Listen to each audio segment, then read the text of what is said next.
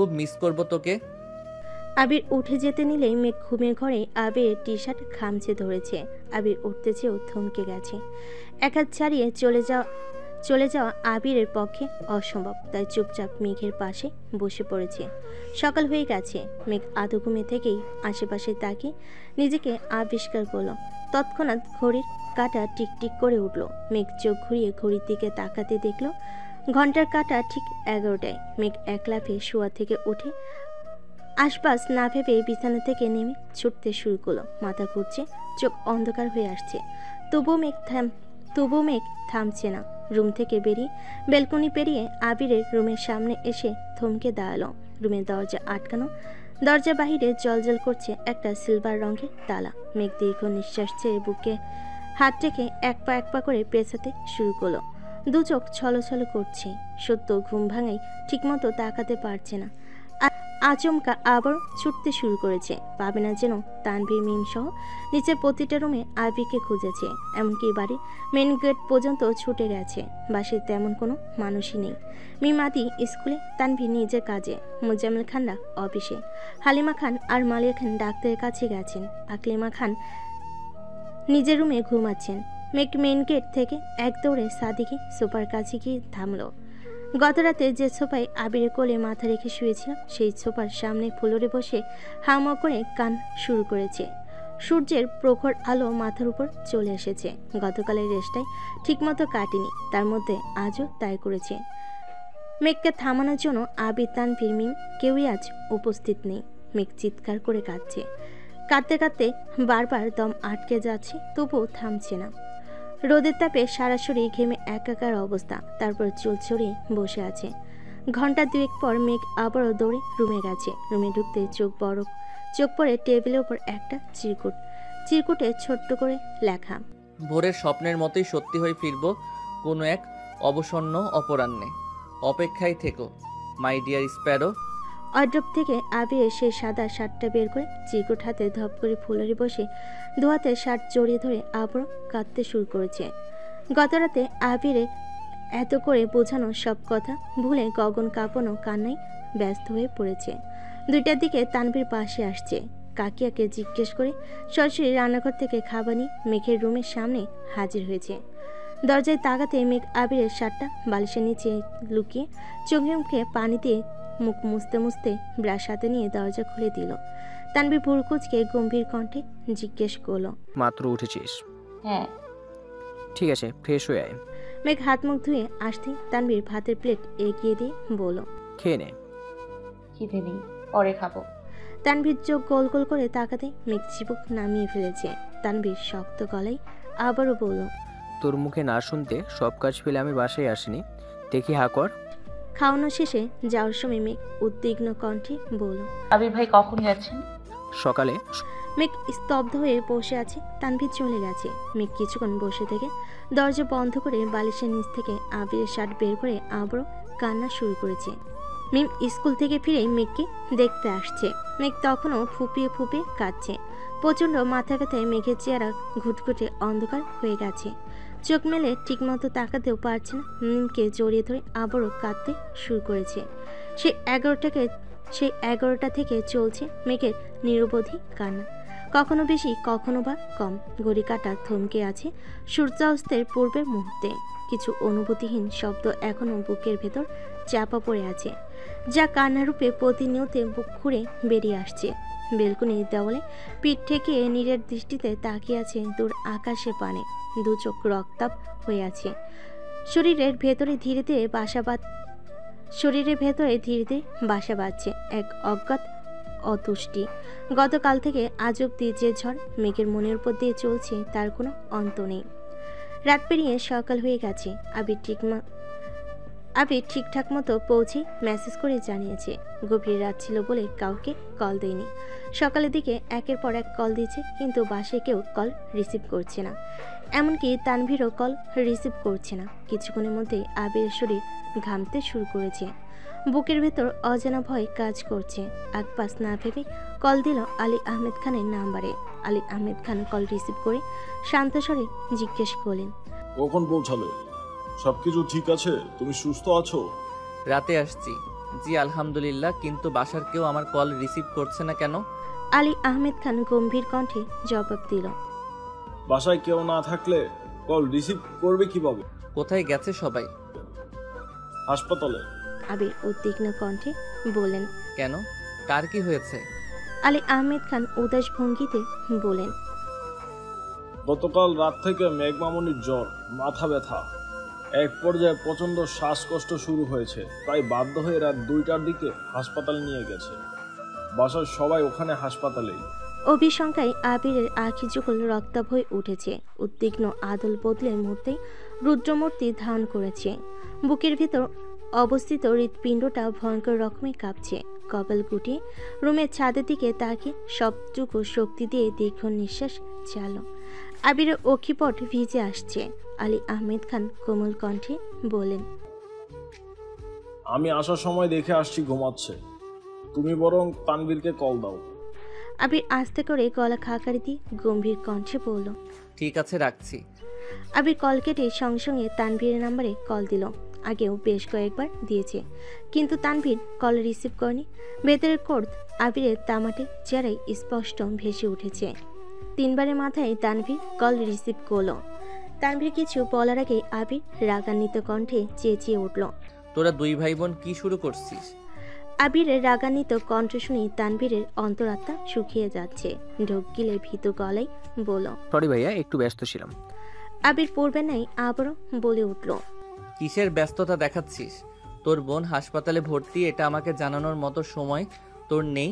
এত ব্যস্ততা তোর? তানভীর ব্যস্ত ভঙ্গিতে জানতে চাইল। তোমাকে কে বলেছে?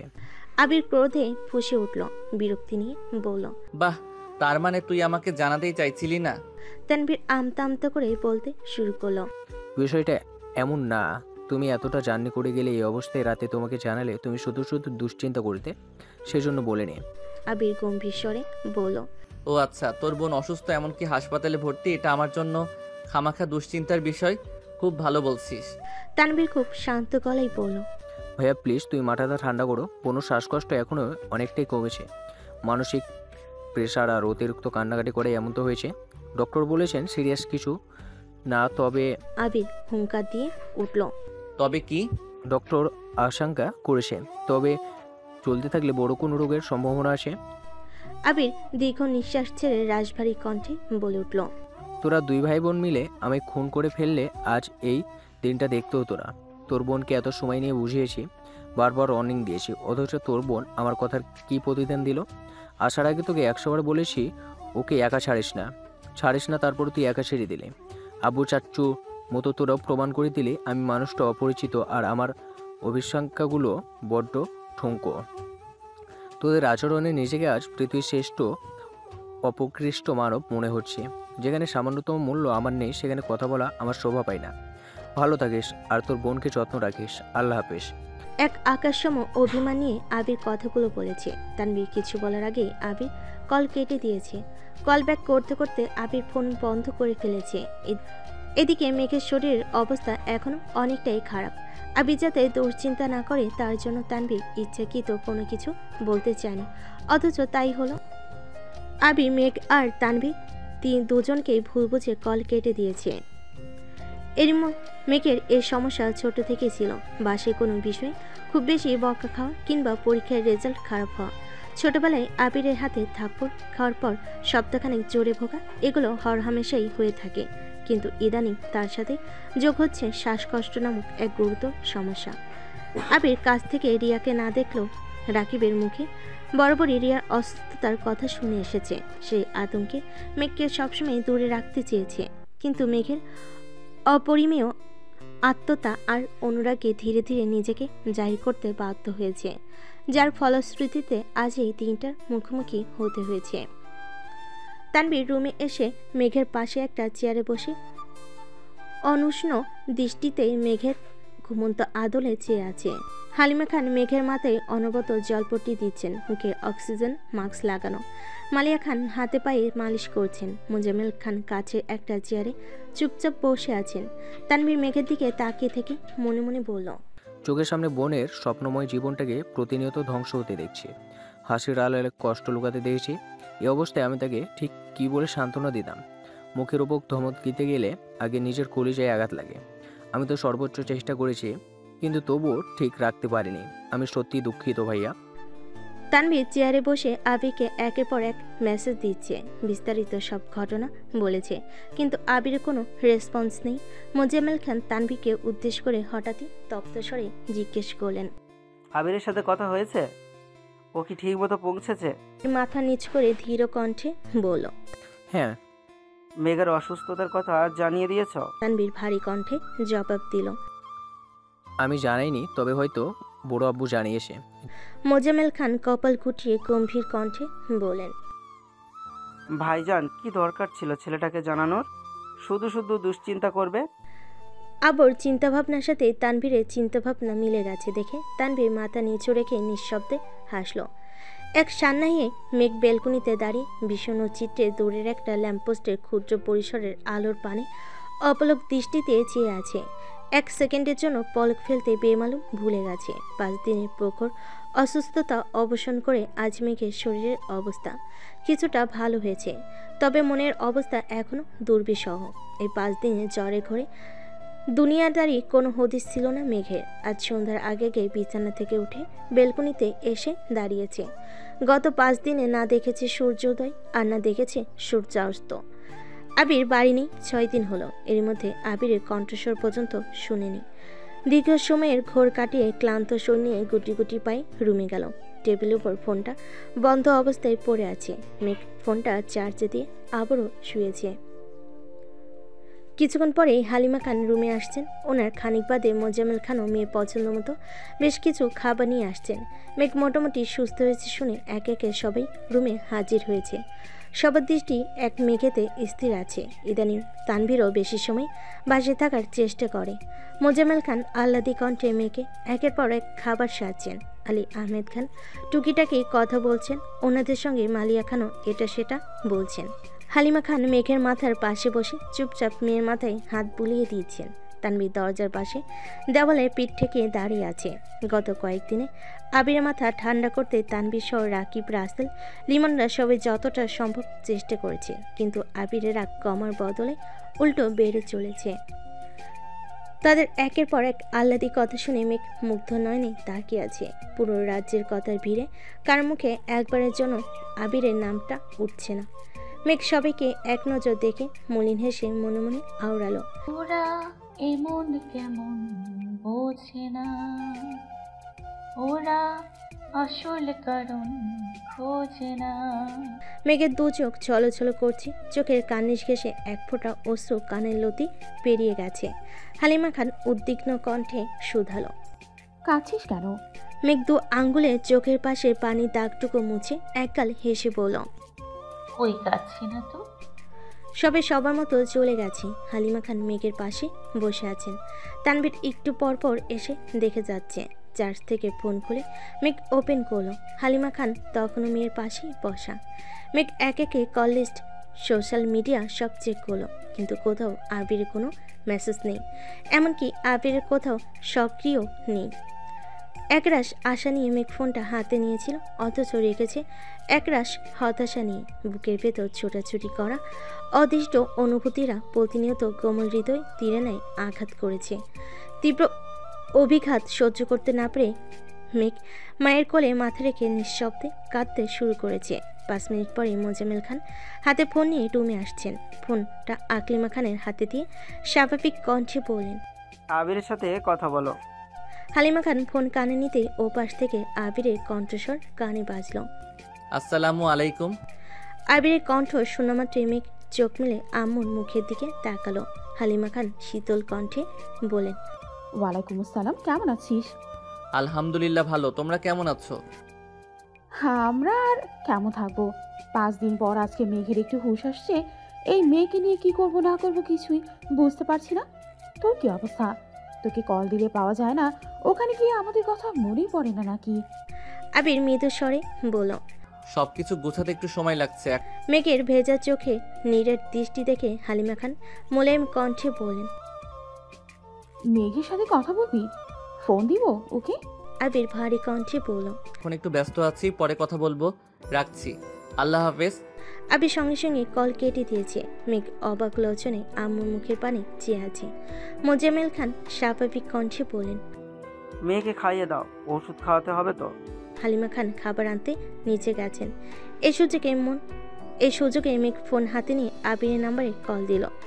একবার দুইবার নয়, টানা 6 বার কল দিয়েছে, অথচ কল রিসিভ হচ্ছে না। আজ পর্যন্ত এমন ঘটনা কখনো হয়নি। আবিরের ফোন খোলা থাকলে আর ফোনে কাছে থাকলে মেঘের কল কখনো মিস হয় না, অথচ আজই তার ব্যতিক্রম ঘটেছে। মেঘের বুকের ভেতর অজানা ভয় হানা দিচ্ছে। একটু পরে বোনা কল দিল। বোনার সাথে 2-3 মিনিট কথা বলেছে। এরই মধ্যে হালিমা খান খাবার নিয়ে আসছেন। হালিমা খান স্বাভাবিক কণ্ঠে জিজ্ঞেস করলো, কে কল দিয়েছে? বন্যা। ওহ, মেয়েটা ওই দিন তোকে দেখতে হাসপাতালে গিয়েছিল, কিন্তু তোর অবস্থা খারাপ ছিল তাই হয়তো বুঝতেই পারিসনি। মেঘ উদাস ভঙ্গিতে জিজ্ঞেস করলো। বন্যা হাসপাতালে গেছিল? হ্যাঁ। মেঘ আস্তে করে বলল। ও। মেঘ রাতে ঘুমানোর আগ পর্যন্ত বেশ কয়েকবার আবিরকে কল দিয়েছে, অনেকগুলো মেসেজও দিয়েছে, কিন্তু আবির মেসেজ কল কোনো কিছুতেই রেসপন্স করছে না। বন্যা ভার্সিটিতে থেকে বাসায় গিয়ে ফ্রেশ হয়ে অল্প খেয়ে মেঘকে দেখার জন্য বাসায় আসছে। মূলত তামিম মিষ্টিরা সবাই আসার কথা ছিল, কিন্তু তানভীরের ভয়ে ওরা আর সাহস করতে পারেনি। বন্যা কিছু ফল আর মেঘের পছন্দের টুকিটাকি জিনিসপত্র নিয়ে আসছে। আজ তানভীর আগে থেকেই বাসায় ছিল। বন্যাকে ঢুকতে দেখে সোফা থেকে উঠে এগিয়ে গেল। বন্যা শান্ত স্বরে সালাম দিয়ে জিজ্ঞেস করল, মেঘ কোথায়? তানভীর সালামের উত্তর দিয়ে আঙ্গুল দিয়ে দেখিয়ে দিল। বন্যা উপরে চলে গেছে। বাসায় আজ তেমন মানুষজন নেই। আকলিম খান মিম আর আদিকে নিয়ে ওনার এক আত্মীয়ের বাসায় বেড়াতে গেছেন। দুপুরের পর হওয়ায় হালিমা খান ও মালিয়া খান দুজনেই ঘুমে। তানভীর কিছুক্ষণ সোফায় বসে হঠাৎ রান্নাঘরে চলে গেছে। চা, নুডলস সাথে ফল কেটে প্লেটে সাজিয়ে নিয়েছে। মেঘের রুমের সামনে সে গলা খাকারি দিয়ে বলল, আসবো? আসো। তানভীরের হাতে নাস্তা দেখে মেঘ আহমকের মতো তাকিয়ে আছে। মোনা চেয়ার থেকে উঠে হাত বাড়িয়ে একটা ট্রে নিয়ে টেবিলের উপর রাখলো। একটা তানভীর নিজেই রেখেছে। মেঘ আশ্চর্যজনিত নয়নি তাকিয়ে শুধালো, নাস্তা তুমি নিয়ে আসছো? তানভীর আস্তে করে বলল, হ্যাঁ। মেঘ দু চোখ প্রশস্ত করে জানতে চাইল। সত্যি? তানভীর ভুরু কুঁচকে কিছুটা ভারী কণ্ঠে বলল, জি। বন্যাও কপাল কুটিয়ে তাকিয়ে আছে। মেঘ আস্তে করে জিজ্ঞেস করলো, আম্মু কোথায়? আম্মু, বড় আম্মু ঘুমাচ্ছে তাই ডাকেনি। তানভীর চায়ের কাপ বন্যার দিকে এগিয়ে দিয়ে চাপা স্বরে জিজ্ঞেস করলো, চিনি হয়েছে কিনা দেখো। বন্যার চায়ে চুমুক দিতে দিতে মেঘ বলে উঠল। বন্যা চায় চিনি বেশি খায়। তানভীর মুখের উপর জবাব দিল। জানি। বলে তানভীর থতমত খেয়ে উঠল। বন্যা মৃদু হেসে বলল, চিনি, ঠিক আছে, ধন্যবাদ। মেঘ তানভীরের দিকে সন্দেহের দৃষ্টিতে তাকিয়ে আছে। বন্যার সামনে কিছু জিজ্ঞেস করবে কিনা তাই ভাবছে। তানভীর মেঘের নজর খেয়াল করে ধীর কণ্ঠে বলল, আমি আসি। নাস্তা ভালো লাগলে আমার কিছু করার নাই। আমি আন্তরিকভাবে দুঃখিত। আম্মু উঠলে আবার নাস্তা পাঠাবো নে। তানভীর তড়িঘড়ি করে রুম থেকে বেরিয়ে গেছে। মেঘ তখনও সন্দেহের দৃষ্টিতে দরজার পানে তাকিয়ে আছে। বন্যা কপাল গুটিয়ে গম্ভীর কণ্ঠে জিজ্ঞেস করলো, তোর ভাই রান্নাও পারে? মেঘের ঠোঁট জুড়ে মুচকি হাসি, মাথা তুলিয়ে মিকি স্বরে বলল, নুডলস আর চাটাই কোনো রকমে করতে পারে। বন্যা মৃদু হেসে স্বাভাবিক কণ্ঠে বলল, আবির ভাইয়ের সাথে কথা হয়েছে তোর? না। কেন? উনি আমার কল রিসিভ করেন না। গতকাল আব্বু আম্মুর সাথে কথা বলেছে। আম্মু আমাকে ফোন দিতেও চাইছিল, কিন্তু উনি কথা বলেননি। বন্যা তপ্ত স্বরে বলল, ওনার সমস্যা কি? আমাকে ওয়ার্নিং দিয়েছিল আমি যেন ইচ্ছাকৃত নিজের ক্ষতি না করি, হয়তো সেজন্যই রাগ করে কথা বলছেন না। বন্যা গম্ভীর কণ্ঠে বলল, ভালো হয়েছে, তোর সাথে এমন করাই উচিত। মেঘ মন খারাপ করে বলল, তুই আমাকে এভাবে বলতে পারলি? তো কিভাবে বলবো? আগে উনি পাত্তাই দিত না, তবু ওনার পেছন পেছন ঘুরতি, অথচ এখন উনি তোকে প্রাধান্য দিচ্ছে, তবুও তুই অনিয়ম করছিস। মেঘ জিভ দিয়ে ঠোঁট ভিজে শীতল কণ্ঠে বলল, আবির ভাইয়ের অনুপস্থিতিতে আমার মনের ভেতর যেই ঝড় চলছে তা আমি তোকে কিভাবে বোঝাবো? মাথায় 24 ঘন্টা একটা শঙ্কা ঘুরঘুর করছে। আমি কোনোভাবেই শান্ত থাকতে পারছি না। বন্যা ঘন্টা দুয়েক মেঘের সাথে গল্প করেছে। এর মধ্যে মিষ্টিরাও বন্যার ফোনে ভিডিও কল দিয়ে মেঘের সাথে কথা বলেছে। কিছুক্ষণ পর হালিমা খান আবারও নাস্তা নিয়ে আসছেন। বন্যা বিপুল চোখে তাকিয়ে ধীর কণ্ঠে বলল, আন্টি আমি নাস্তা খেয়েছি, আপনি প্লিজ এগুলো নিয়ে যান। হালিমা খান শক্ত কণ্ঠে বলেন, তানভীর হাবি যাবি কি দিছে এগুলা খাইছো? নাও এগুলা খাও। বন্যা অনুষ্ণ কণ্ঠে বলল। ওনার রান্না খারাপ হয়নি। মেঘ আহ্লাদি কণ্ঠে বলল, আম্মু ভাইয়া যেহেতু রান্না পারে, চলো ভাইয়াকে বিয়ে দিয়ে দিই। হালিমা খান প্রখর তপ্ত স্বরে বলেন। এই বাড়িতে বিয়ের নাম ভুলেও মুখে নিবি না। মেঘ ভুরু কুচকে জিজ্ঞেস করলো, কেন? এমনি। হালিমা খান চলে গেছেন। বোনা আরো কিছুক্ষণ বসে চলে যাবার জন্য নিচে নামতে মোজাম্মেল খানের সাথে দেখা। বোনা ওনাকে দেখে সালাম দিল। মোজাম্মেল খান মিষ্টি করে হেসে সালামের উত্তর দিয়ে বলেন, বাসায় চলে যাচ্ছ? জি আঙ্কেল। সন্ধ্যা হয়ে যাচ্ছে, একা কিভাবে যাবে? যেতে পারবো, সন্ধ্যার আগেই পৌঁছে যাব, সমস্যা নেই। মোজাম্মেল খান গুরুভার কণ্ঠে বললেন, সমস্যা আছে। মেঘ যেমন আমার মেয়ে, তুমিও তেমন আমার মেয়ের মতো। এই সন্ধ্যাবেলা আমি আমার মেয়েকে যেমন একা ছাড়তে পারবো না, তেমনি তোমাকেও একা ছাড়তে পারবো না। মোজাম্মেল খান উচ্চ স্বরে ডাকলেন। তানভীর। বোনা খানিকটা ইতস্তত বোধ করছে। তানভীর নিজের রুম থেকে বেরিয়ে স্বাভাবিক কণ্ঠে বলল, জি আপু। বন্যাকে ওদের বাসায় পৌঁছে দিয়ে আসো। তানভীর আশ্চর্য নয়নে তাকে শুকনো গলায় ঢোক গিল। মোজাম্মেল খান আবারও বলেন, নিয়ে যাবে কি না? তানভীর স্বাভাবিক কণ্ঠে বলল, চাবিটা নিয়ে আসে। মোজাম্মেল খান গুরুগম্ভীর কণ্ঠে বলে উঠলেন, বাইক নিতে হবে না, তোমাকে আমি একটুও বিশ্বাস করি না। অ্যাক্সিডেন্ট করবা, একা করো, আমার কোনো আপত্তি নেই, কিন্তু তোমার অসাবধানতার জন্য অন্য কারো হাত পা ভাঙবে, এসব আমি সহ্য করব না। গাড়ি নিয়ে যাও। মোজাম্মেল খানের কথা শুনে বোনা না চাইতেও হেসে ফেল। তানভীর ভুরু গুটিয়ে চাবি আনতে চলে গেছে। মোজাম্মেল খান বন্যার দিকে তাকে চাপা স্বরে বলেন, তুমি কিছু মনে করো না, আমাদের বাবা ছেলের সম্পর্কটাই এমন। এখন কিছু না বললে ওর বেপরোয়া স্বভাব কখনো ঠিক হবে না। বন্যা মৃদু হেসে বলল, আমি কিছু মনে করিনি আঙ্কেল। ঠিক আছে, সময় করে মাঝে মাঝে বেড়াতে এসো। জি আচ্ছা আঙ্কেল।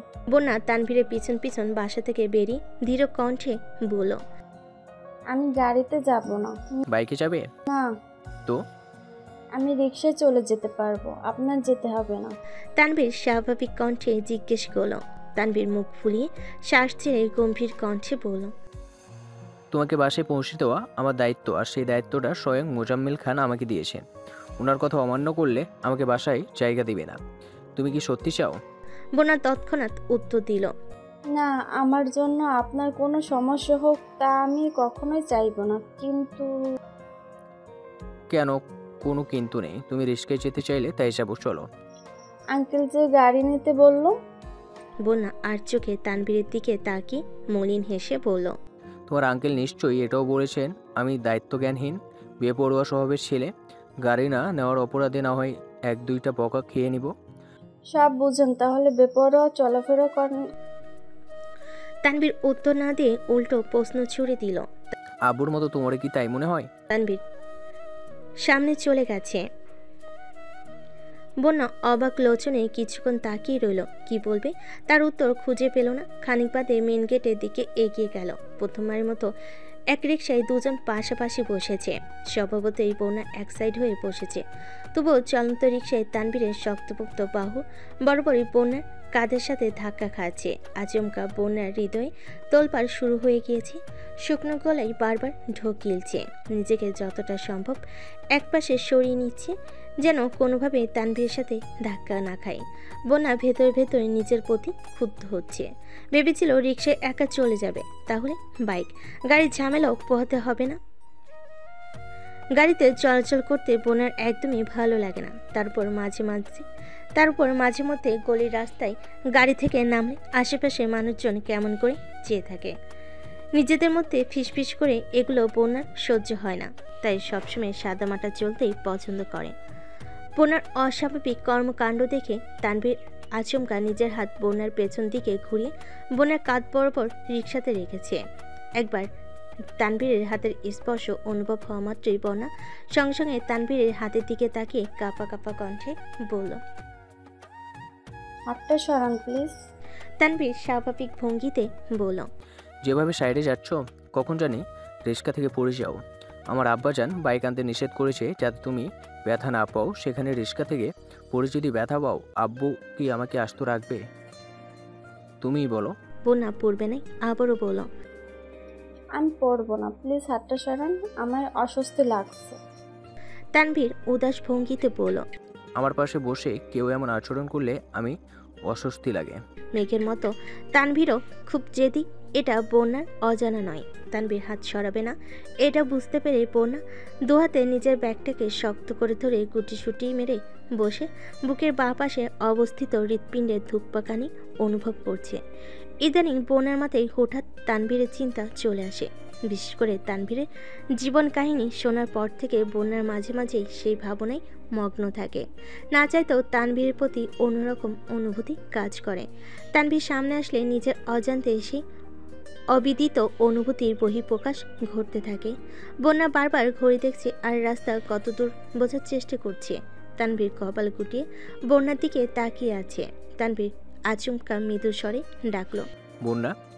বন্যা তৎক্ষণাৎ চোখ বড় করে তানভীরের দিকে তাকালো।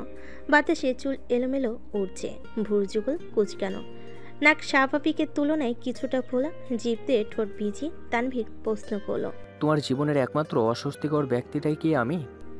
বন্যা তখনও নীরের দৃষ্টিতে তানভীরের দিকে তাকিয়ে আছে।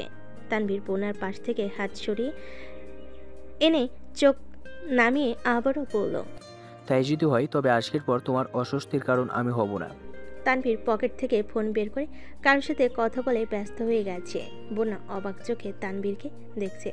তানভীরের মনোযোগ ফোনে, অন্যদিকে তাকে গুরুগম্ভীর কণ্ঠে কথা বলেই চলেছে। বন্যার নজর আটকে আছে তানভীরের গাল ভর্তি কিছুটা লম্বা দাড়িতে। সেই সঙ্গে বাতাসের সাথে সাথে চুলের নড়চড়াও খেয়াল করছে। বন্যার শরীর জুড়ে অদ্ভুত শিহরণ বয়ে চলেছে। বাকি রাস্তা তানভীর একবারের জন্য বন্যার দিকে তাকায়নি, অথচ বন্যা পুরো রাস্তা তানভীরের ঘরেই বন্দি ছিল। গলির মোড় পর্যন্ত আসতেই মাগরিবের আজান পড়েছে। তানভীর চাপা স্বরে বলল, মামা রিক্সা থামান। তানভীর রিক্সা থেকে নেমে ওয়ালেট থেকে টাকা বের করে রিক্সা ভাড়া দিয়ে এক পলক বন্যার দিকে তাকিয়ে ঠান্ডা কণ্ঠে বলল, সাবধানে যেও। তানভীর মাথা নিচু করে হাঁটতে শুরু করলো। বন্যা থম মেরে রিকশায় বসে আছে। তানভীরের আংশিক পরিবর্তন বন্যার মনে বিশেষ প্রভাব ফেলেছে। এদিকে মেঘ দিনে কম করে হলো আবিরকে 100 মেসেজ পাঠায়। আজও তার ব্যতিক্রম হয়নি, কিন্তু আবিরের কোনো রিপ্লাই আসে না। সন্ধ্যা থেকে একের পর এক কল দিচ্ছে, আবির কল রিসিভও করছে না। মনের ভেতর জমে থাকা অভিমানে মেঘের চোখ মুখ লাল হয়ে গেছে।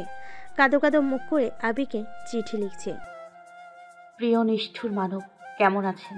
আমি জানি খুব ভালো আছেন, অবশ্য ভালো থাকারই কথা, কারণ মেঘ নামক এক উম্মাদের থেকে মুক্তি পেয়ে গেছেন। কিন্তু আমি ভালো নেই, একটুও ভালো নেই। আজ থেকে 1.5 বছর আগ পর্যন্ত আমি খুব ভালো ছিলাম, কারণ তখন আবির নামক কোনো ব্যক্তির অস্তিত্ব আমার হৃদয়ে ছিল। কিন্তু এই 1.5 বছরে সব কিছু বদলে গেছে, সেই সঙ্গে বদলে গেছে আমার অভিপ্রায়ও। আবির নামক নিষ্ঠুর মানবের প্রতি আমার তীব্র আসক্তি জন্মেছে।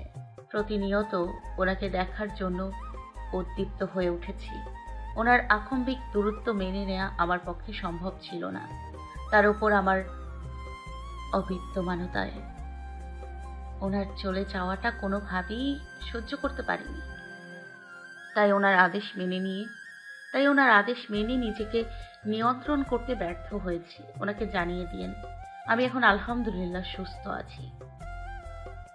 খাওয়া দাওয়া, ঔষধ সবকিছু ঠিক মতো খাচ্ছি। যদি সম্ভব হয় তবে আমায় যেন ক্ষমা করে দেন। উনি আমার মেসেজের রিপ্লাই করছেন না, তাই বাধ্য হয়ে চিঠি লিখছি। আমার একটা কবুতর থাকলে তার পায়ে বেঁধেই চিঠিটা পাঠাতাম, কিন্তু আফসোস আমার এমন কোনো মাধ্যম নেই, তাই বাধ্য হয়ে চিঠিটা ইনবক্সে পাঠাতে হচ্ছে। ওনার গুরুত্বপূর্ণ সময় নষ্ট করার জন্য আন্তরিকভাবে দুঃখিত। আজ আর কোনো মেসেজ দিব না, ওনাকে সাবধানে থাকতে বলবেন। ইতি ওনার অবাধ্য ডোনা মেঘ। আবির ল্যাপটপে কাজ করছিল। মেঘের আইডি থেকে মেসেজটা আসা মাত্রই ফোন হাতে নিয়ে মেসেজটা পড়েছে। দু চোখ বন্ধ করে দীর্ঘ নিঃশ্বাস ছেড়ে তানভীরকে কল দিল। তানভীর কল রিসিভ করে একদমই সরি বলেই যাচ্ছে। আবির ঠান্ডা কণ্ঠে ধমক দিল। হয়েছে, থাম, এখন সরি বললে আর কি হবে? তানভীর মৃদু স্বরে জিজ্ঞেস করলো। বনুর সাথে কথা হয়েছে? না। রাগটা সাইডে রাখিয়ে বনুর সাথে একটু কথা বলো, ওর মনের অবস্থা খুব খারাপ। আবির কণ্ঠ খাদে নামিয়ে বলল। এত সহজে তোর বোনকে ছাড় দিচ্ছি না। ওর জন্য কি পরিমাণ কষ্ট প্রতিনিয়ত আমি অনুভব করি, কমপক্ষে তার একাংশ উপলব্ধি করুক, তারপর না হয় ভেবে দেখব। তানভীর গম্ভীর কণ্ঠে বলল। আমার বোনের চোখে তোমার জন্য এক ফোঁটা অশ্রু দেখতে চাই না আমি। আবির মেকি স্বরে বলল। আফসোস, আজ একটা বোন নেই বলে আমার পক্ষ ধরে কেউ কথা বলতে পারে না। তানভীর মুচকি হেসে শুধালো। বড় আব্বুকে কি বলবো? আবির আহ্লাদি কণ্ঠে বলে উঠল। আপাতত দাদা দাদু হওয়ার জন্য মানসিক প্রস্তুতি নিতে বলিস। এখন আর বোন লাগবে না। আমার মেয়ে বড় হয়ে আমার পক্ষে কথা বলবে। আহাগো, শখ কত। আবির হাসি থামিয়ে ধীর কণ্ঠে বলল। আবির মুচকি হেসে বলল। শোন, তোর বোন সুস্থ হলে ভার্সিটিতে যেতে বলিস। সারাদিন বাসায় থেকে উল্টাপাল্টা চিন্তা করার কোনো প্রয়োজন নেই। তুমি কি বনুর সাথে কথা বলবাই না? তোর বোনের সাথে কথা না বলে থাকতেই পারবো না আমি। শুধু কয়েকটা দিন দেখব, এই আর কি। রাখছি এখন, সাবধানে থাকিস। তুমি সাবধানে থেকো। আল্লাহ হাফেজ। প্রতিদিনের ন্যায় আজ বিকেলও মেঘ ঘুম থেকে উঠে ছাদে আসছে। কিছুক্ষণ হাঁটাহাঁটি করে এক জায়গায় স্থির দাঁড়িয়ে আকাশে পানে চেয়ে আনমনে কিছু ভাবছে। হঠাৎই পেছন থেকে তানভীর ডাকলো। বলো, তোর কি মন খারাপ? মেঘ থতমত খেয়ে তাড়াতাড়ি চোখ মুছে ভেজা কণ্ঠে বলল। কই না তো। তানভীর মেঘের থেকে কিছুটা দূরে ছাদের কার্নিশ ঘেঁষে দাঁড়িয়ে মৃদু স্বরে বলল। কাঁদলেই যদি সব পাওয়া যেত, তবে সবাই তাদের ইচ্ছা পূরণ করতে দিনরাত এক করে কাঁদত, বুঝলি? মেঘ উপনিস মাথা নাড়ল। মেঘ কেন কাঁদছে তা জিজ্ঞেস করার প্রয়োজন বোধ করলো না। মেঘও কিছু বোঝানোর চেষ্টা করলো না। তানভীর মলিন হেসে বলল। জানিসই তো, আল্লাহ ধৈর্যশীল ব্যক্তিকে অনেক পছন্দ করে। ধৈর্য রাখ, ইনশাল্লাহ ভালো ফলাফল পাবে। মেঘ ভেজা চোখে তানভীরের দিকে তাকিয়ে করুণ স্বরে জিজ্ঞেস করলো। ভাইয়া, আবির ভাই কেমন আছেন? আলহামদুলিল্লাহ ভালো আছেন। তোমার সাথে রেগুলার কথা হয়? না ভাইয়া, একটু ব্যস্ত আছেন। ও। তানভীর স্বাভাবিক কণ্ঠে শুধালো। তুই ঠিক আছিস? আলহামদুলিল্লাহ। ভার্সিটিতে যাচ্ছিস না কেন? মেঘ মন খারাপ করে উত্তর দিল। ভালো লাগে না। তানভীর মুচকি হেসে বলল। ক্লাসে গেলেই মন ভালো হয়ে যাবে। সকালে রেডি থাকিস, তোকে নিয়ে বের হবো। মেঘ ঘাড় কাত করে সম্মতি জানালো। তানভীর পকেট থেকে একটা চকলেট বের করে মেঘের সামনে রেখে ধীর কণ্ঠে বলল। সন্ধ্যার আগে রুমে চলে যাস। তানভীর চলে গেছে। একটু পরে মেঘকে খুঁজে মিম ছাদে আসছে। মেঘ নিজের চকলেট থেকে অর্ধেকটা ভেঙে মিমকে দিয়েছে। মিম উদ্বিগ্ন কণ্ঠে শুধালো। আবির ভাইয়া কি তোমাদের সাথে এখন কথা বলে না? না। কিন্তু কেন? জানি না। এখন কি করবা? মেঘ খানিক ভেবে হঠাৎ নিঃশব্দে হেসে বলল। কাল পরশু শাড়ি পরবো, আমায় ছবি তুলে দিস। আচ্ছা। দিন কাটছে সম্মুখ গতিতে। প্রতিদিন সন্ধ্যার পর মালিয়া খান অথবা হালিমা খানের ফোনে আবিরের কল আসে। এক একে সবার সাথে ভিডিও কলে কথা বলে। কিন্তু মেঘের কণ্ঠস্বর শোনা মাত্রই ব্যস্ততার ভান করে কল কেটে দেয়। প্রথম মেঘ কথা বলতে চাইলেও আবির কথা বলতো না। এখন মেঘও তেমন আগ্রহ দেখায় না। আজ সন্ধ্যায় পরপর মিম, আদি আর মেঘ সোফায় বসে গল্প করছে আর স্যুপ খাচ্ছে। এমন সময় মালিয়া খানের ফোনে আবিরের নাম্বার থেকে ভিডিও কল আসছে। মেঘ উচ্চস্বরে চেঁচিয়ে উঠল। বড় আম্মু, তোমার বাবু কান্না করছে। মালিয়া খান রান্নাঘর থেকে উদ্বিগ্ন কণ্ঠে জিজ্ঞেস করলেন। কে রান্না করছে? মেঘ ফিক করে হেসে উত্তর দিল। তোমার ছেলে কল দিচ্ছে। তুই রিসিভ করতে পারিস না? মেঘ উদাস ভঙ্গিতে বলল। তোমার বাবুর কি আমার সাথে কথা বলার মতো সময় আছে নাকি? কত ব্যস্ত মানুষ। তুমি কি কথা বলো? দ্বিতীয়বার কল বাজতেছে। মেঘ ফোনটা নিয়ে রান্নাঘরের দিকে এগিয়ে গেল। মালিয়া খান রান্নাঘর থেকে বেরিয়ে এসে কল রিসিভ করে মেকি স্বরে প্রশ্ন করলেন। কি হয়েছে আব্বু, কান্না করছিস কেন? আবির কি বলতে চেয়েও প্রথমে থেমে গেছে। ঢোক গিলে উষ্ণ স্বরে শুধালো। কান্না করলাম কোথায়? আর হঠাৎ বাবুই বা ডাকছো কেন? আমি নিজ থেকে ডাকিনি। মেঘ বলতেছে আমার আব্বু নাকি কান্না করছে, তা জিজ্ঞেস করলাম। আবির গম্ভীর কণ্ঠে বলল। তোমাদের আদরের মেয়েকে বাড়াবাড়ি কম করতে বলো। মেঘ ঠোঁট উল্টিয়ে কাঁদো কাঁদো মুখ করে তাকিয়ে আছে। মালিয়া খান মেঘকে এক নজর দেখে সহসা রান্নাঘরের দিকে তাকালেন। মেঘের হাতে ফোন দিতে দিতে আতঙ্কিত কণ্ঠে বলে উঠলেন, নে মেঘের সাথে কথা বল, তাড়াতাড়ি হয়ে যাচ্ছে মনে হয়, আসছি আমি। তৎক্ষণিক ঘটনায় মেঘ থতমত খেয়ে কোনো রকমে ফোন মুখের সামনে ধরেছে। আবির সঙ্গে চোকাচুকি হতেই আবির চোখ নামিয়ে নিয়েছে।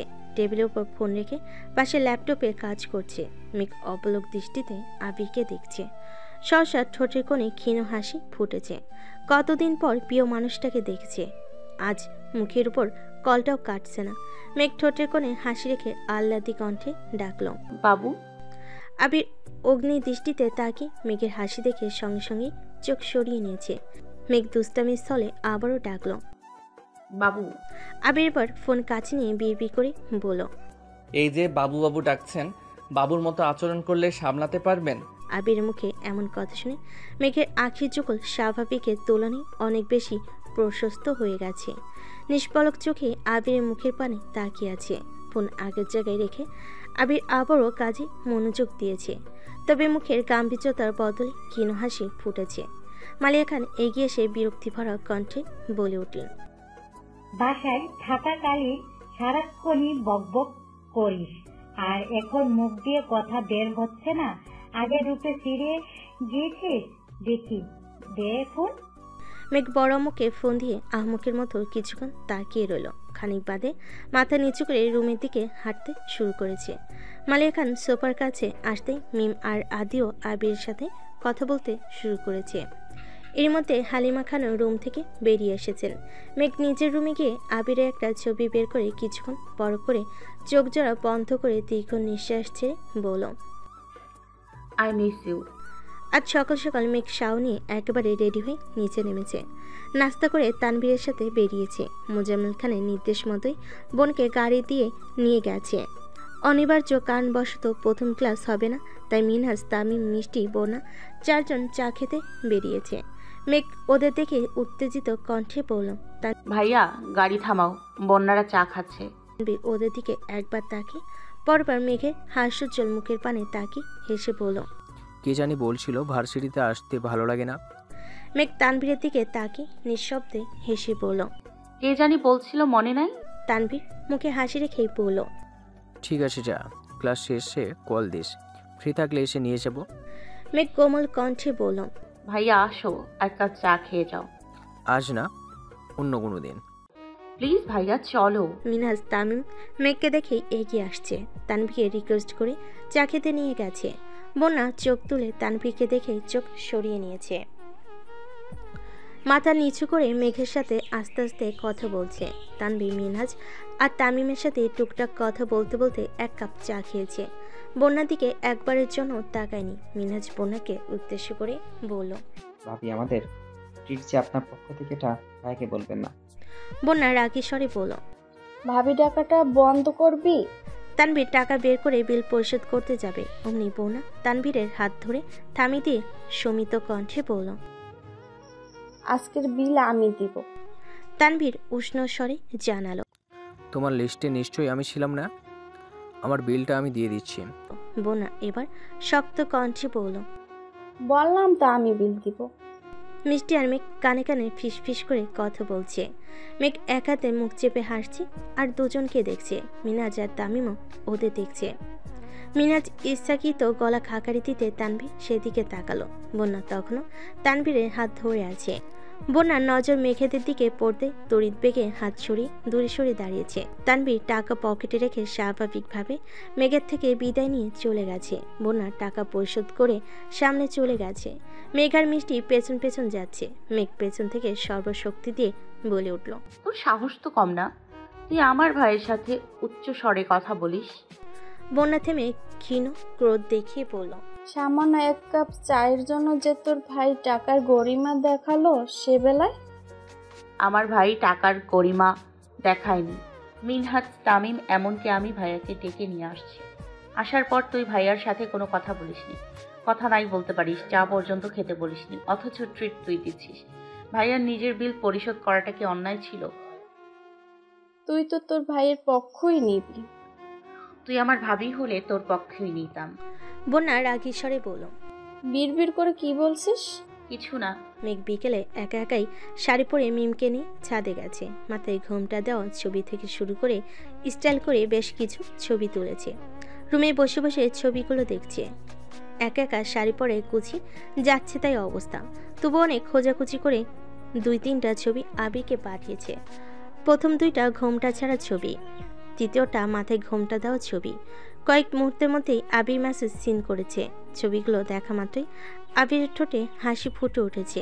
মেঘের মায়াবী আদলে তাকিয়ে আবির মোলায়েম কণ্ঠে বলে উঠল, মাশাআল্লাহ, দেখি আবিরের দরুন তার প্রেয়সীর মন ঠিক কতখানি উত্তপ্ত হতে পারে। কাছে টেনে ছবিগুলো দেখতে দেখতে আবির হঠাৎই কপাল গোটালো। শাড়ির কুচিতে নজর আটকে আছে। আবির মুচকি এসে আকুল কণ্ঠে বলল, ইস, আমি কাছে থাকলে কুচির বেহাল দশা হতেই দিতাম না। আবির রিপ্লাই পাবার আশায় মেঘ নিষ্পলক দৃষ্টিতে ফোনের দিকে তাকিয়ে আছে। 5 মিনিট, 10 মিনিট, 15 মিনিট হয়ে গেছে, অথচ কোনো রিপ্লাই আসছে না। মেঘের ব্যাকুল মন কোনোভাবেই শান্ত হচ্ছে না। ড্রেসিং টেবিলের সামনে দাঁড়িয়ে বেশ কিছুক্ষণ ভেবেই হঠাৎই মুচকি হেসে বলল, কথায় আছে, সোজা আঙুলে ঘি না উঠলে আঙুল বাঁকাতে হয়। এতদিন আপনার বহু তাল বাহানা সহ্য করেছি, এবার আমার ভিন্ন রূপ দেখাবো। মেঘ নিজে তোলা শাড়ি পরার ছবিগুলো থেকে 2টা ছবি ফেসবুকে পোস্ট করেছে। যেই ভাবনা সেই কাজ। পোস্ট করা 10 মিনিটের মধ্যেই আবির পোস্ট সিন করেছে। মেঘ মিটিমিটি হাসছে। আবিরকে জ্বালানোর এর থেকে উত্তম উপায় আনি। হাতে গোনা 2 মিনিটের মধ্যে মেঘের আইডি থেকে ছবিগুলো ডিলিট হয়ে গেছে। মেঘ নিঃশব্দে বিড়বিড় করল, মিস্টার খান, আপনি ধরা পড়ে গেছেন। আপনার রাগ জেদের আড়ালে লুকানো অনুভূতি প্রকাশিত হয়ে গেছে। আপনি সবকিছু আড়াল করতে পারলেও আপনার অন্তরের হিংসুটে মনোভাবকে কোনোভাবেই আড়াল করতে পারলেন না। একদিনের ব্যবধানে আবিরকে পাঠানো মেসেজের পরিমাণ কমে এসেছে। ছবি পাঠানো 2 দিনে আবিরকে একটাও মেসেজ করেনি, এমনকি একবারের জন্য কল করেনি। সন্ধ্যায় কল দিলে আবিরকে শুনিয়ে শুনিয়ে মেঘ ইচ্ছাকৃত ব্যস্ততার ভান করে। আবিরের বড় মামি অসুস্থ, তাই আজ সকাল সকাল আলী আহমেদ খান আর মালিয়া খান ত্রিশালের উদ্দেশ্যে রওনা দিয়েছেন। বিকেলের দিকে মেঘ কল দিয়ে মামির খোঁজ নিয়েছে। মালিয়া খানরা 1 রাত থাকবেন, সেই সুবাদে নিশ্চিতভাবে বলে যে আজ আবির হালিমা খানের নাম্বারে কল দিবে। সেজন্য সন্ধ্যার পর মেঘ নিজের নাম্বার থেকে হালিমা খানের নাম্বারে কল দিয়ে 2 ফোন বিছানার উপর রেখে বেলকনিতে দাঁড়িয়ে গুনগুন করে গান গাইছেন। মিমকে আগে থেকে সব কিছু শিখিয়ে দিয়েছে। মামুনি নাম্বার ওয়েটিং পেয়ে আবির বাধ্য হয়ে কাকিয়া নাম্বারে কল দিয়েছে। যথারীতি মিম কল রিসিভ করে মেঘের শেখানো কথাগুলোই বলতে শুরু করেছে। আবির সেসব কথাই পাত্তা না দিয়ে গম্ভীর কণ্ঠে জিজ্ঞেস করল, মামুনি কি বেশি ব্যস্ত? মিমের সরল স্বীকারোক্তি, মামুনি সম্পূর্ণ ফ্রি, আম্মুর সাথে গল্প করছেন। কেন ভাইয়া? আবির ভুরু কুঠিয়ে ভারী কণ্ঠে প্রশ্ন করল, মামুনির ফোন ওয়েটিং কেন? ও আচ্ছা, মামুনির ফোন দিয়ে আপু কার সঙ্গে জানি কথা বলছে। আবির তড়িৎ গতিতে বলে উঠল, 30 মিনিট যাবত ওয়েটিং। এত সময় ধরে কার সাথে কথা বলছে? আমি জানি না, আমাকে বিরক্ত করতে নিষেধ করছে। আবিরের কপাল কুঁচকানো, মুহূর্তে চেহারা অন্ধকার হয়ে গেছে। ঢোক গিলে নিজেকে সংযত করে ধীর কণ্ঠে বলল, ফোনটা মামুনি না হয় কাকিয়াকে দে। ঠিক আছে। মিম ফোন দিয়ে দৌড়ে মেঘের রুমে চলে গেছে। মেঘকে ঘটনা বলতে মেঘ শুধু মুচকি হাসল। মামুনি আর কাকিয়ার সাথে কথা শেষ করে আবির তৎক্ষণাৎ তানভীরকে কল দিয়েছে। যথারীতি তানভীরও মিনহাজ তামিমকে কল দিয়ে পরপর বোনাকে কল দিয়েছে। বোনা কল রিসিভ করতে তানভীর প্রশ্ন করল, সন্ধ্যার পর বনুর সাথে কথা হয়েছে তোমার? বোনা স্বাভাবিক কণ্ঠে উত্তর দিল, আজ ফোনে কথা হয়নি। কথা হয়নি? না, কেন? তেমন কিছু না, রাখছি। তানভীর পাশে ফিরে আম্মুর ফোনও চেক করেছে, অথচ কারোর নাম্বার নেই। মেঘকে সরাসরি কিছু জিজ্ঞেস করতেও পারছে না। আলী আহমেদ খান আর মালিয়া খান 1 রাত থেকে পরের দিনই বাসায় চলে আসছেন। আলী আহমেদ খান বাসায় ফিরে বিকেল থেকে মন খারাপ করে সোফায় বসে আছেন। মালিয়া খান শান্ত স্বরে জিজ্ঞেস করলেন, আপনার কি শরীর খারাপ? আলী আহমেদ খান এপাশ ওপাশ মাথা নাড়লেন। মোজাম্মেল খান নিজের রুম থেকে বেরিয়ে আসতে আসতে বলেন, ভাবি, ভাইজানের শরীর নয়, মন খারাপ। এই মন আর ভালো হবে না। মালিয়া খান উদ্বিগ্ন কণ্ঠে শুধালেন, কেন, কি হয়েছে? মোজাম্মেল খান ঠাট্টা স্বরে বলেন, ভাইজান, ভাবিকে বলবো। আলী আহমেদ খান গম্ভীর কণ্ঠে হুঙ্কার দিতে মোজাম্মেল খান থেমে গেছেন। মোজাম্মেল খান হালিমা খানকে উদ্দেশ্য করে বলেন, 2 কাপ চা দিও। মেঘ সিঁড়ি দিয়ে নামতে নামতে আহ্লাদি কণ্ঠে বলল, আব্বু চা আমি করি। মোজাম্মেল খান আর আলী আহমেদ খান দুজনে একসঙ্গে মেঘের দিকে তাকালেন। আলী আহমেদ খান ঠান্ডা কণ্ঠে বললেন, চা করতে পারবা? পারবো। মোজাম্মেল খান রাশভারী কণ্ঠে বলে উঠলেন, আমার মেয়ের হাতের রান্না খাওয়ার পর সামান্য চা নিয়ে ডাউট করা শোভা পায় না। আমার মেয়ে সব পারবে, প্রয়োজনে আমি শিখিয়ে দিব। আলী আহমেদ খান শুকনো গলায় কেসে উঠলেন। আব্বুর ওভার কনফিডেন্স দেখে মেঘ মৃদু হেসে রান্নাঘরে চলে গেছে। আলী আহমেদ খান মেকি স্বরে বললেন, তুই রান্না শিখবি? হ্যাঁ। ঠিক আছে, তাহলে আগে তুই বল চিংড়ি মাছের মালাইকারি কিভাবে রান্না করে? মোজাম্মেল খান ঝটপট উত্তর দিলেন, জানি না। আলী আহমেদ খান আবারও প্রশ্ন করলেন, পায়েস তো রান্না করতে পারবি নাকি? পারবো না। আলী আহমেদ খান তপ্ত স্বরে জিজ্ঞেস করলেন, এই জীবনে শখে কোনোদিনও রান্নাঘরে পা রেখেছিলি? মোজাম্মেল খান মুখ ফুলিয়ে শ্বাস ছেড়ে বললেন, আমি না হয় জীবনেও পা রাখিনি, গত 20 বছরে তুমি পা রেখেছ। এর মধ্যে মেঘ 2 কাপ চা নিয়ে আসছে। আলী আহমেদ খান চায়ের চুমুতে ভারী কণ্ঠে বললেন, আমাকে তো তোর ভাবি রান্না করে ঢুকতেই দেয় না। তাছাড়া আমি গত 20 বছর পা না রাখলেও রান্না সম্পর্কে তোর মতো অজ্ঞ না। খুব তো বলেছিস তোর মেয়েকে তুই রান্না শিখাবি, সামান্য পায়েস রেসিপি করতে পারিস না, আবার সব শিখাবি? মোজাম্মেল খান রাগী কণ্ঠে বললেন, তুমি বলো তাহলে। আলী আহমেদ খান গুরুভার কণ্ঠে বলে উঠলেন, তুই কি কোনোভাবে আমায় চ্যালেঞ্জ করছিস? হ্যাঁ করছি। আব্বু আর বরাবর কথোপকথনের মাঝে মেঘ থ হয়ে দাঁড়িয়ে আছে। 2-3 বার থামানোর চেষ্টা করেছে, কিন্তু থামাতে পারেনি। মালিক খান নিজেও ব্যর্থ হয়েছেন। আলী আহমেদ খান আচমকা বসা থেকে উঠে মোজাম্মেল খানকে উদ্দেশ্য করে বলেন, আমি মুখের কথাই বিশ্বাস করি না। তুই অপেক্ষা কর, রান্না করে তোর সামনে হাজির করব। হালিমা খান, মালিয়া খান আর মেঘ 3 জনই আশ্চর্য নয়নে তাকিয়ে আছে। আলী আহমেদ খান মেঘকে উদ্দেশ্য করে বলেন, চলো আজ আমি তোমাকে দিক নির্দেশনা দেব, যেভাবে হোক তোমার আব্বুকে চ্যালেঞ্জে হারাতেই হবে। মালিয়া খান উদ্বিগ্ন কণ্ঠে বলে উঠলেন, দয়া করে আমার সাজানো রান্নাঘরটাকে ছেড়ে দেন, পায়েস আমি করে দিচ্ছি। আলী আহমেদ খান উদাসীন কণ্ঠে বলেন, তুমি আমায় ভরসা করো না? মালিয়া খান উত্তর খুঁজে পেলেন না। একবার উপনিস মাথা নাড়ছে, আবার এপাশ ওপাশ মাথা নাড়ছে। যত যাই হোক, পুরুষ মানুষ রান্নাঘরে গেলে সেই রান্নাঘরে নাজেহাল অবস্থা হতে বাধ্য। আবিরের জন্মের আগে পরে আলী আহমেদ খান মাঝে মাঝে শখ করে রান্না করতেন। রান্না যেমন তেমন, কিন্তু পরবর্তীতে রান্নাঘরে ঢোকার অবস্থা থাকতো না। তার জন্য এক পর্যায়ে বিরক্ত হয়ে মালিক খান খুব করে অনুরোধ করেছেন যাতে আলী আহমেদ খান রান্নাঘরে পা না রাখেন। সেই থেকে আলী আহমেদ খান রান্নাঘরে পা রাখেন না। এত বছর পর ছোট ভাইয়ের সাথে চ্যালেঞ্জ নিয়ে রান্নাঘরে ঢুকেছে। তবে আজ রান্না মেঘ করবে, উনি কেবল মেঘকে সাহায্য করবেন। এর মধ্যে হালিমা খান তানভীরকে কল দিয়ে জানিয়েছে আলী আহমেদ খান নিজেই ফ্রিজ থেকে চিংড়ি মাছ, দুধ সহ প্রয়োজনীয় সরঞ্জাম বের করেছেন। এদিকে ভয়ে মেঘের হাত পা ঠান্ডা হয়ে যাচ্ছে। আলী আহমেদ খান মানে আতঙ্ক। আব্বুর থেকেও মেঘ বড় আব্বুকে বেশি ভয় পায়।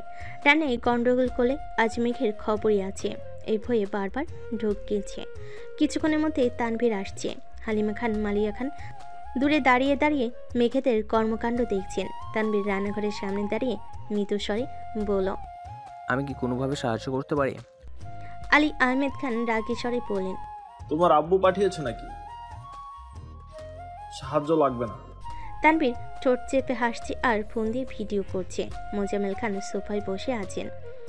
ঘণ্টাখানেক পর আবির কল দিয়েছে। কল রিসিভ করতে আবির বলে উঠল, আসসালামু আলাইকুম চাচ্চু, প্রজেক্টের কিছু ডিটেলস লাগতো, আগামীকাল সকালের মধ্যে দিলে ভালো হতো। মোজাম্মেল খান ঠাট্টা স্বরে বলেন, ওয়ালাইকুম আসসালাম। প্রজেক্ট নিয়ে পরে ভাবা যাবে, আপাতত ভিডিও কল দাও। আবির ভরু কুচকে ভারী কণ্ঠে জিজ্ঞেস করল, ভিডিও কল কেন? আরে দাও আগে। সচরাচর মোজাম্মেল খানের সাথে ভিডিও কলে কথা হয় না বললেই চলে। প্রয়োজনে 2-4 মিনিট ফোনে কথা বলে। আবির ভয়ে ভয়ে ভিডিও কল দিল। মোজাম্মেল খান কল রিসিভ করে হাসতে হাসতে বলেন, তোমার আব্বুর মাথা নষ্ট হয়ে গেছে, দাঁড়াও দেখাচ্ছি। আবির ভুরুকুচকে সূক্ষ্ম নেটে তাকিয়ে আছে। চাচ্চুর কথার মাথামুটো কিছুই বুঝতে পারছে না। মোজাম্মেল খান রান্নাঘরের কাছে গিয়ে ফোন ওদের দিকে ঘুরিয়ে হাসতে শুরু করেছেন। আলী আহমেদ খান আবিরকে এক নজর দেখে শক্ত কণ্ঠে বললেন, তোমার চাচ্চু আমায় চ্যালেঞ্জ দিয়েছে, আমি নাকি রান্না পারি না। আবির শুকনো গলায় ঢোক গিলে বলে উঠল, আপনার শরীরের অবস্থা খুব একটা ভালো না, তার মধ্যে আজই এতটা পথ জার্নি করে আসছেন। এই অবস্থায় এসব চ্যালেঞ্জের কোনো মানে হয় না। আলী আহমেদ খান স্বাভাবিক কণ্ঠে বললেন, আমি বেশি কিছু করছি না, মেঘমামুনি সবটা দেখছে। মেঘের দিকে ফোন ঘোরাতেই আবিরের চোখ কপালে ওঠার অবস্থা। মেঘের কপালে কাপড় বাঁধা, চুলগুলো শক্ত করে খোপা করা, ওনা পেঁচিয়ে কোমরে বেঁধে রেখেছে। মেঘকে এই অবস্থায় দেখে আবির শুকনো মুখে বিষম খেয়ে উঠেছে। আতঙ্কিত কণ্ঠে বলে উঠল, এই পাগল। আবির মুখে আসা কথাটা গিলে দু চোখ বন্ধ করে দীর্ঘশ্বাস ছেড়ে উষ্ণ স্বরে বলল, ও এখানে কি করে? মোজাম্মেল খান মেকি ভঙ্গিতে বলেন, তোমার আব্বু আমার মেয়েকে রান্না শেখাচ্ছে। আবির মনে মনে বিড়বিড় করল, তোমাদের পাগলামির মাঝে আমার অবুঝ বউটাকে কেন টানো? আলী আহমেদ খান মৃদু স্বরে বলেন, আবির, তুমি আমার স্পেশাল রেসিপিগুলো মিস করবে? আবির না চাইতো মলিন হেসে শুধালো, তা কি কি রান্না হচ্ছে? চিংড়ি মাছের মালাইকারি, বেগুন ভর্তা, পাবদা মাছের বোনা, আমার স্পেশাল ডালের রেসিপির সাথে পায়েস। আবির উদ্বিগ্ন কণ্ঠে বলে উঠল, এত কিছু করার কি দরকার? আর আম্মু কোথায়? মিম মালিয়া খানের কাছে ফোন নিয়ে গেছে। আবির রাগান্বিত কণ্ঠে বলে উঠল, আম্মু এসব কি হচ্ছে? তুমি কিছু বলছো না কেন? আমি অনেকবার বারণ করছি, তোর আব্বু কি কথা শোনার মানুষ নাকি? আবির রাগান্বিত কণ্ঠে বলল, আব্বুর এই শরীর নিয়ে রান্নাঘরে ঢুকতে দিলে কেন? আর তোমরা কি এটুকু বুঝো না মেঘ কি বেগুন পোড়াতে পারবে নাকি? হাত পা পুড়ে নাজেহাল অবস্থা করে ফেলবে। ওনাদের উল্টাপাল্টা চ্যালেঞ্জকে তোমরা কিভাবে সাপোর্ট করছো? মালিয়া খান শান্ত স্বরে বলেন, কারো কিছু হবে না, তুই মাথা ঠান্ডা রাখ। তাছাড়া ওদের রান্না প্রায় শেষ দিকে। আবির রাগী স্বরে বলল, যা ইচ্ছে করো, আমার কি? আবিরাকে কল কেটে দিয়েছে। মেঘেদের রান্না প্রায় শেষের দিকে। তানভীর ছবি তুলে আবিরকে পাঠিয়েছে। আবির ছবিগুলো দেখে সঙ্গে সঙ্গে রাগী ইমোজি পাঠিয়েছে। খাবার টেবিলে মুখোমুখি দুভাই বসা। মেঘ দুজনকে খাবার বেড়ে দিচ্ছে। মোজাম্মেল খান চুপচাপ খাবার শেষ করে উঠে যেতে যেতে বলেন, ভাইজান, তুমি জিতেছ, এবার মন ভালো হয়েছে? আলী আহমেদ খান গম্ভীর কণ্ঠে বললেন, আমার মন ভালো করার অযথা উদ্যমটা খুব ভালো ছিল, ধন্যবাদ। আবির প্রজেক্টের কাজে অত্যাধিক ব্যস্ত। মোজাম্মেল খানের সাথে কাজের ব্যাপারে প্রতিনিয়ত কথা হয়, তবে ইদানিং আলী আহমেদ খানের মন ভীষণ খারাপ। বাড়িতে কিংবা অফিসে কোথাও কারোর সাথে বেশি কথা বলেন না। তানভীর নিজের কাজের পাশাপাশি সময় পেলে মাঝে মধ্যে আবিরের অফিসে যায়। রাকিব আর রাসেলকে যতটা সম্ভব সহযোগিতা করে। বিগত 7 বছর নাই বর্তমানে আবির ব্যতীত খানবাড়ির পরিবেশটা ততটা নিস্তব্ধ নয়। 1.5 বছরের বেশি সময় আবির বাসায় থাকাতে সবার সঙ্গে সম্পর্ক বেশ মজবুত হয়েছে। আবির নিজের কাজ শেষ করে রুমে এসে ফ্রেশ হয়ে বাসায় কল দেয়। সারাদিনে 2-4 মিনিট কথা হোক বা না হোক নিয়ম করে সন্ধ্যার পর ঘণ্টাখানেক কথা বলাটা অভ্যাস হয়ে গেছে। আবিরের অনুপস্থিতিতে 17 দিন কেটে গেছে, অথচ এতদিনও মেঘের সাথে সম্পর্কের উন্নতি হচ্ছে না। প্রথমত 8-10 দিনের মতো মেঘার কানাকাটি করে না, বরং প্রতিনিয়ত আবিরকে জ্বালানোর নতুন নতুন পরিকল্পনা করে। আবির কাজের ফাঁকে মেঘের এসব কর্মকাণ্ড দেখে একা একাই হাসে। আবিরের হাসি দেখে কেউ কেউ হয়তোবা আবিরকে উন্মাদ ভাবে, তবে আবিরের সেদিকে বিশেষ মনোযোগ নেই। প্রজেক্টার মেঘ ব্যতীত আপাতত আবিরের মস্তিষ্কে অন্য কিছুই নেই। প্রত্যাহিক সকালে ঘুম ভাঙার পর মেঘের প্রথম কাজ ক্যালেন্ডারে গত হওয়া একটা দিন মার্ক করা। মেঘের মতো আবিরও পেয়সীর কন্দনরত আদলে হাসি ফোটানোর তাগিদে সর্বক্ষণ দিন গুনছে। আজ সকাল থেকে মালিয়া খান আর হালিমা খান রান্নাঘরে ব্যস্ত। আবিরের বড় মামিকে ডাক্তার দেখাতে ঢাকায় নিয়ে আসবেন, সাথে বড় মামা আর মালাও আসবে। তাছাড়া মাসার তার হাজব্যান্ডকেও দাওয়াত দেওয়া হয়েছে। ইকবাল খান বেশ কিছুদিন যাবৎ চট্টগ্রামে আছেন, তাই মিম আদিকে নিয়ে আকলিমা খান নিজেই স্কুলের মিটিংয়ে গেছেন। মেঘ ভার্সিটি থেকে বাসে ফিরে ফ্রেশ হয়ে কেবল শুয়েছে। এর মধ্যে বড় মামি আর মালা বাসায় আসছে। ওনাদের কণ্ঠ শুনে মেঘ তাড়াতাড়ি নিচে আসছে। সালাম দিয়ে ভালো মন্দ জিজ্ঞেস করেছে। মামি হাসি মুখে কথা বলেও মালা মুখ ফুলিয়ে রেখেছে। মেঘ মালার দিকে তাকিয়ে জোরপূর্বক জিজ্ঞেস করলো, আপু কেমন আছেন? মালা এবার বাধ্য হয়ে উত্তর দিল। ভালো, তুমি? মেঘ মুচকি হেসে উত্তর দিল, আলহামদুলিল্লাহ খুব ভালো। মেঘ মালাদের পাশের সোফায় বসে চোখ বন্ধ করতেই গত বছর মাইশাপুর বিয়ের প্রতিটা ঘটনা চোখের সামনে জল করছে। তখন মালাকে নিয়ে মেঘের মনে অভিযোগের কমতি ছিল না। আবির একজন দায়িত্বশীল প্রেমিক হিসেবে কত সুন্দরভাবে সবগুলো ঘটনার সমাধান করে দিয়েছিল। বোকা মেঘ আবিরের উদ্বিগ্নতা তখন বুঝতে পারেনি। মাইশাপুর গায়ে হলুদের দিন সকালে মেঘের উন্মুক্ত পৃষ্ঠে আবিরের হাতের স্পর্শের কথা মনে পড়তে মেঘের শরীরে সপলম দাঁড়িয়ে গেল। সে সঙ্গে শরীর ঝাঁকুনিতে উঠেছে। আবিরকে দেখার জন্য মনটা আনচান করছে। মেঘ চোখ মেলে দীর্ঘশ্বাস ছাড়ল। মালা আর চোখে মেঘকে দেখছে। মেঘের পরনে একটা সাদামাটা থ্রি পিস, বিনুনি করা চুলগুলো কোমর ছাড়িয়েছে। সামনের দিকে ছোট ছোট চুলে কপাল ঢেকে আছে। ক্লাসে যাওয়ার আগে দেওয়া গোলাপি রঙের লিপস্টিকে অল্প স্বল্প এখন ঠোঁটে লেগে আছে। মালা অবাক চোখে কিছুক্ষণ তাকিয়ে মনে মনে ভাবছে, মেঘের মধ্যে স্পেশাল কি গুণ আছে যা আমার মধ্যে নেই? আমি কি তোমার প্রেমিকা হতে পারতাম না? এই বাড়ির বড় বউ হওয়ার জন্য আমি কি একেবারেই যোগ্য ছিলাম না? হালিমা খান রান্নাঘর থেকে উচ্চস্বরে ডাকলেন, এই মেঘ, তুইও কি মেহমান হয়ে গেছিস? মেঘ তড়িঘড়ি করে উঠে রান্নাঘরে গেল। বড় মামা এখনো আসেনি। মাইশাপু আর ওনার হাজবেন্ডকে নিয়ে আসবেন, তাই আপাতত মামি আর মালার জন্য শরবত করা হয়েছে। মালাকে শরবত সাথে মালা বিরক্তিভরা কণ্ঠে বলল, শরবত খাবো না আমি। মেঘ স্বাভাবিকভাবে শরবত রেখে দিয়েছে। মালিয়া খান আর আবিরের বড় মামি নিজেদের মধ্যে কথা বলছেন। মালা সোফা থেকে উঠে সারা বাড়ি ঘুরে দেখছে। হয়তো আবির রুমে যেতে চেয়েছিল, কিন্তু তালা দেখে আবারও নিচে আসছে। মেঘকে উদ্দেশ্য করে ঠাট্টার স্বরে জিজ্ঞেস করলো, আবির ভাইয়ের রুমে তালা কেন? তোমার জন্য নাকি? অতি সামান্য কথাতেই অভিমানী মেঘের মনে ভীষণ ক্ষোভ জন্মেছে। গম্ভীর মুখের গাম্ভীর্যতা সরি ক্ষীণ হেসে ধীর কণ্ঠে বলল, ভাবতেই ভালো লাগছে যে উনি আমার জন্য এতটা উদ্বিগ্ন। আমার ভয়ে উনি নিজের রুমে তালা দিয়ে গেছেন। আবির ভাই আমাকে এত ভয় পায়? ওয়াও! মেঘের মুখের উল্টাপাল্টা কথা শুনে মালা বেশ বিরক্ত হলো। মেঘ ঢোক গিলে উষ্ণ স্বরে ফের বলল, রুমে তালা থাকুক কিংবা না থাকুক, ওনার শূন্য রুমের পূর্ণতা ওনাকে ছাড়া অসম্ভব। তাছাড়া রুমে তালা দিয়ে ভিন দেশে পাড়ি দিলেও ওনার মনটা তো আমার কাছে রেখে গেছেন। মালা রাগান্বিত কণ্ঠে বলে উঠল, মানে? নাথিং। ইদানিং আবিরকে জ্বালাতে জ্বালাতে মেঘের স্বভাবই খারাপ হয়ে গেছে।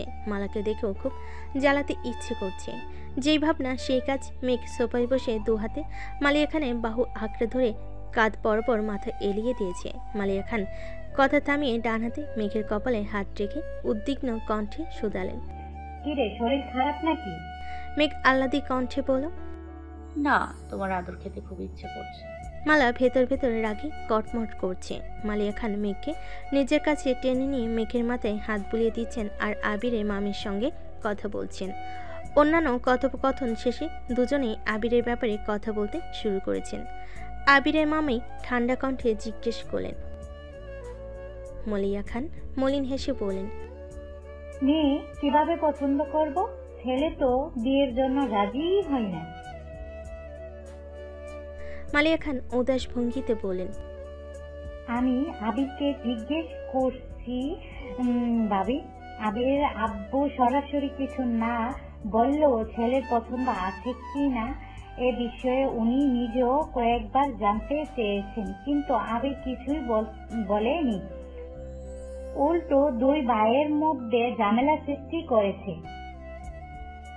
এদিকে আবির বিয়েতে রাজি হয় না, অন্যদিকে মেঘের আব্বু মেঘের জন্য হন্যে সম্বন্ধ দেখছে। এসব নিয়ে আবিরের আব্বু আর মেঘের আব্বুর মধ্যে কথা কাটাকাটি হয়েছে।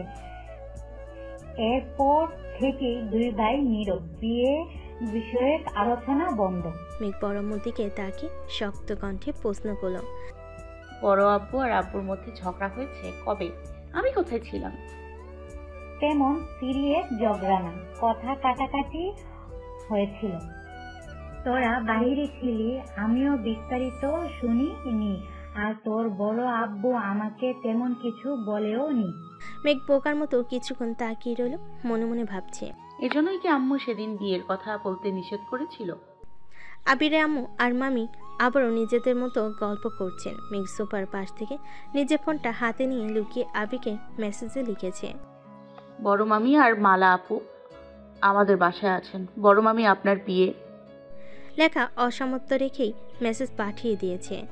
ফোন উল্টিয়ে রেখে পূর্বে নাই আবার বরামর গা ঘেঁষে বসেছে। মালিয়া খান ধীরে সুস্থে মেঘের চুলে হাত বুলাচ্ছেন, যার থেকে 5 মিনিট পরে মেঘের হাতে থাকা ঘড়ি কম্পিত হচ্ছে। ঘড়ি স্ক্রিনে মেসেজ ভেসে উঠেছে। ইউর রিসিভ 1 মেসেজ ফ্রম আবির। আমার আবির। মেঘ বোঝার আগেই মালার নজর ঘড়িতে পড়ল। মালা কপাল গুটিয়ে রাগান্বিত দৃষ্টিতে মেঘের ঘড়ি স্ক্রিনে তাকিয়ে আছে। মেঘ ঘড়ি স্ক্রিনে তাকিয়ে নিজের অজান্তে লাফিয়ে উঠেছে। আজ 17 দিন পর আবির মেসেজে রিপ্লাই করেছে। মহা আনন্দে মেঘের বুকের ভিতর হৃৎপিণ্ডটা ছটফট করছে। খুশিতে চোখের কোণে পানি চলে এসেছে। প্রিয় মানুষটা নিজের হাতে কিনে পরিয়ে দেওয়া ঘড়িটায় আজ সেই মেসেজটার নাম ভেসে উঠেছে। মেঘের উজ্জ্বল মুখশ্রী আরও বেশি ঝলমল করছে। মেঘ ফোন হাতে নিয়ে এলোমেলো পায়ে সিঁড়ি পেরিয়ে নিচের রুমের দিকে ছুটেছে। মালা নির্বাক চোখে মেঘকে দেখছে। মালিয়া খান তপ্ত স্বরে বলেন,